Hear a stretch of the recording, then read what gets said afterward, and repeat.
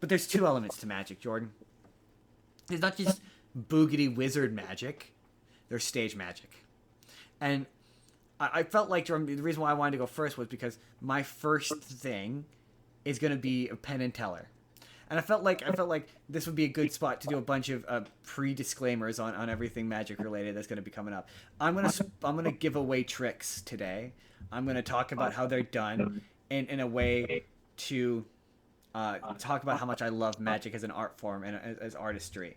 And Penn and Teller are really famous for that.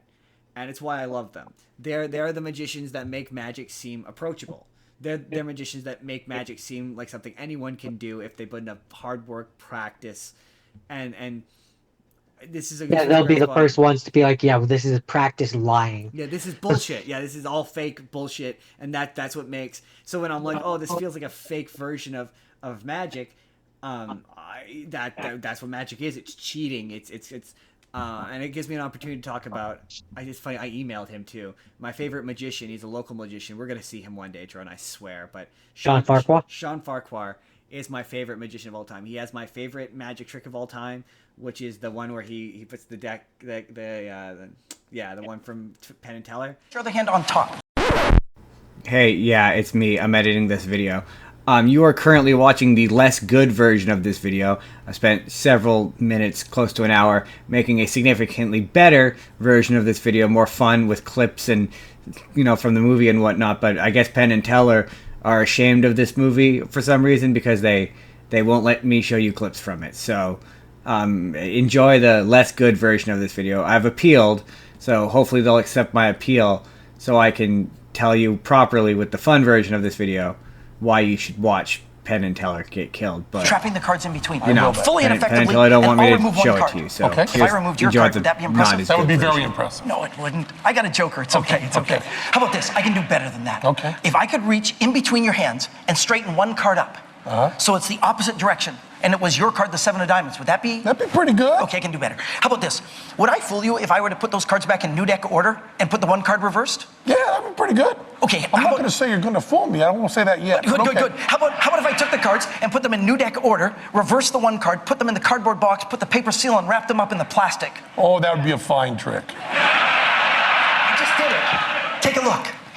It's a brand new deck of cards. Because you're the closest, I want you to see. Is there a cut or slit in the top of the box? There is not. Cut or slit in the bottom of the box? Yeah. Not that I can see. How about the side? Not that I can see. The other side? Not that I can see. Top or back? Nope. It's a brand new deck of cards. I believe so. I'm gonna pop this open. Inside, there is a paper seal. It says United States Playing Card Company. Not Canadian. Deja vu. Deja vu. Deja vu.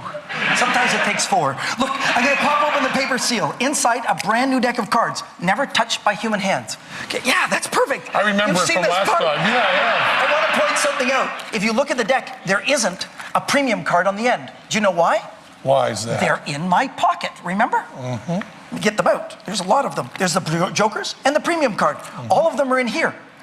That means that this should be a new deck order deck. Take a look and see if they run ace through king. Oh, maybe you could turn this way so the camera can see. Someone who was a professional in show business would have done that automatically. Now, when you get to the diamonds, do you notice one card is reversed? Between the 8 and the 6 of diamonds would be where the 7 should be. Exactly where my selected card should be. And would you like me to remove it to make it easier for you? I'll just kind of pull it like that lightly and turn it around like that so you can see. It really does. Where he rewraps the card deck. That's my favorite magic. That made me appreciate magic. That made me think he was a goddamn wizard. Yes, but no more than that. But that made me realize that magic is not just about. It's about skill. Just like in the same way I love puppetry and the Muppets. It's the same way. Fool Us is one of my all-time favorite shows because you can watch we're going to talk about the Prestige later and their idea of magic, but a lot of their ideas of magic are kind of universal in the sense that there's two things where there's the method and the effect. And an effect can be the same. So you can see the same effect 100 times, but the method might be different.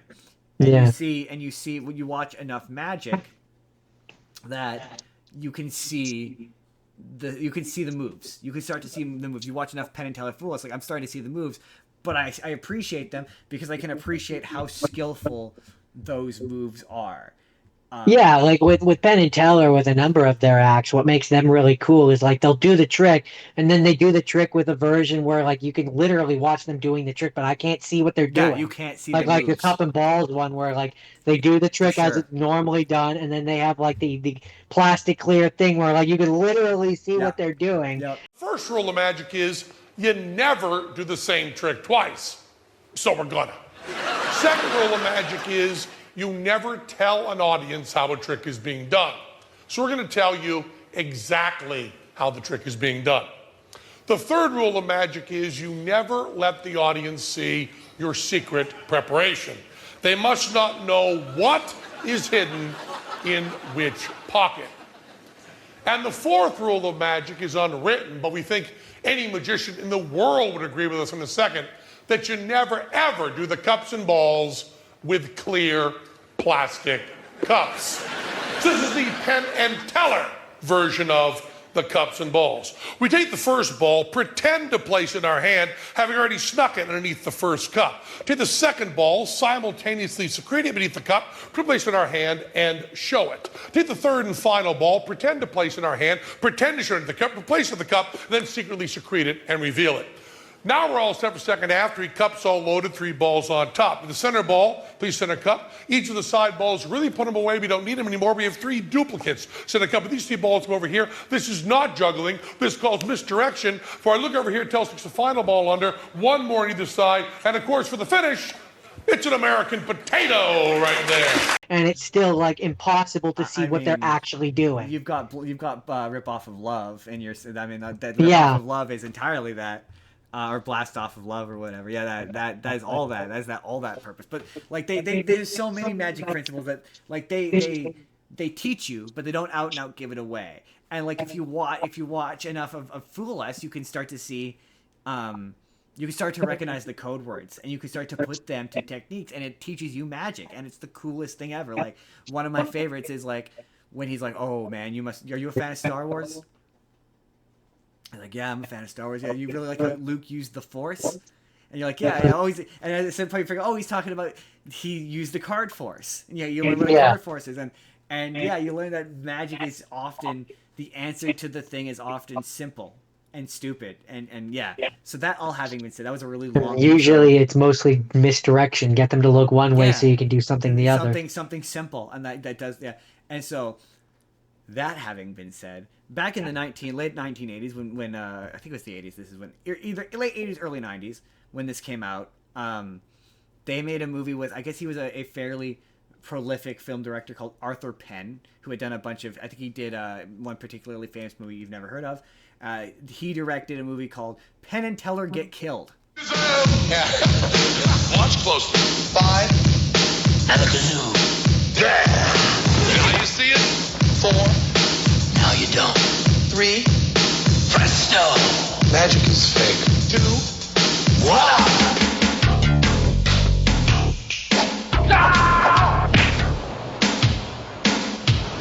Do what you want to the girl, but leave me alone.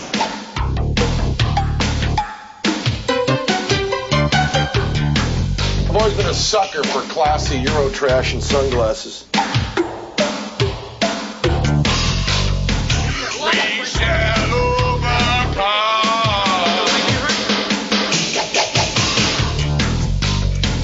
Let's cut his stomach first. So, you originally from the Philippines?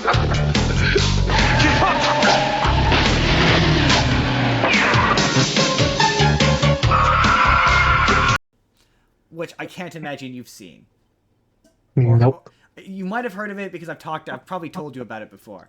But it stars Penn and Teller as themselves. And Penn is performing one of my favorite Penn and Teller tricks, which I don't know if you've seen, but it's the one where they're upside down. Well, they're like, oh, we're going to prove to you that we're doing all this magic live. Like, we're doing the floating handkerchief or whatever, and it floats away. And he goes, and the way that we're going to tell that this trick is really happening is we're going to shout, "Are we live?" And we go, "Are we live?" And the audience just goes, are we live? And then at the end of the segment, it pulls back and you see that they're hanging upside down. And the cameras are filming them upside down. And the audience can see what's happening the whole time, and they're laughing along, and it's a great time. That trick, they can't do it anymore because they're old, right? But that trick is impressive because it's a 4 to 5 minute segment, and they're hanging upside down the whole time. Like, that's dangerous. You know how dangerous that is? You could die doing that. Like, that's really dangerous. Blood going to your head the entire time. Yeah, absolutely. Like, it is really unsafe. There was a version of there was a trick that they used to do called the Trapper's monologue. And then not only is the blood heading all the way there, but then after the 4 minutes, you come right side up, and all the blood goes back down. Yeah, absolutely. Yeah, there was a trick that they did it on Fool Us once, but they used to do it. It was, I can't remember what the name of it was, but it was like the Trapper's Delight, and it's basically this monologue about how Penn likes traps, bear traps, various traps, and it's him testing all the traps or whatever. And it used to end with Teller swinging from the ceiling and grabbing a peanut butter sandwich from the trap as a snapshot. Now he has to roll by it on like a wheel, like the cart, because he can't swing anymore. But like, they were athletic dudes back in the day. But so after they perform this trick on this talk show, Penn announces that he wishes somebody would kill him. It's like, oh, I just think it would be really exciting and interesting if someone stalked me and attempted to kill him. And then the rest of the movie is Penn getting into various predicaments and scenarios where he thinks he's being kidnapped. And the entire movie, Penn and Teller are doing this escalating prank war on each other. So at one point, Penn gets kidnapped. Like, they're randomly practicing this trick on the beach. And these thugs show up and kidnap Penn, and it looks like they're about to like remove his kidney or something. And it turns out it's a prank by they convince the Penn's girlfriend in the movie, his uncle, says that he's gonna go do a phantom surgery. Do you know what phantom surgery is? I'm sure you do. But it's not my name. Where they pretend that they've done a surgery? Yes. It's the one where like they pretend like they're pushing into your stomach or whatever, and they just put fake guts there to make it look like they're pulling out tumors. Yeah. They've done. If you watch enough episodes of Fool Us, you've seen a psychic surgery act at least once. Well, people used to fall for it. I think they did it they did it in Deadpool. There's a bit where he goes to see it. No, that might have been a deleted scene. But there's either a deleted scene or a scene in Deadpool where he goes to see a psychic surgeon. Anyway, it's one of those things that when you see them do it, you're like, I don't understand how anyone could ever believe this or fall for this, but people do.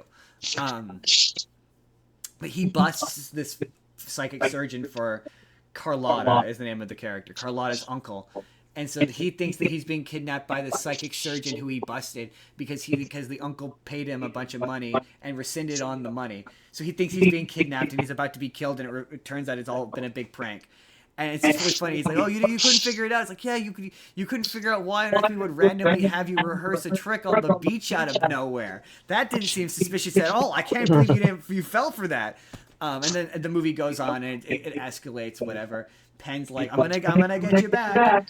And so there's one point where he fakes getting shot or whatever, and blah blah blah blah blah.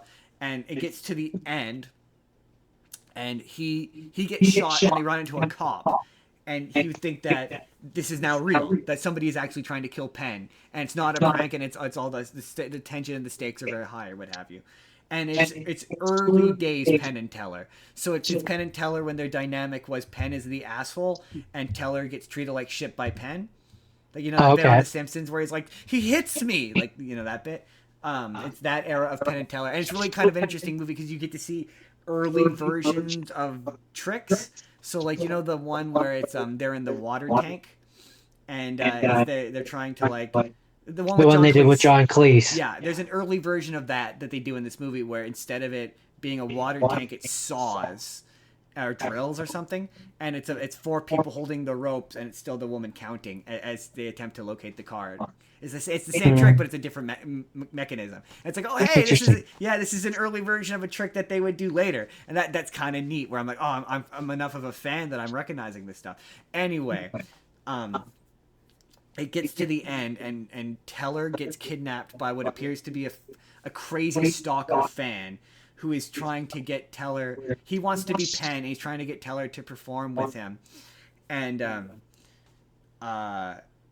he escape. He's about to escape, and the cop who is protecting them comes in and is pretending to be like this oh, you guys encourage people to do such dangerous things, you blah, blah, blah, blah, blah, you're a problem, whatever, and this is my way of killing you.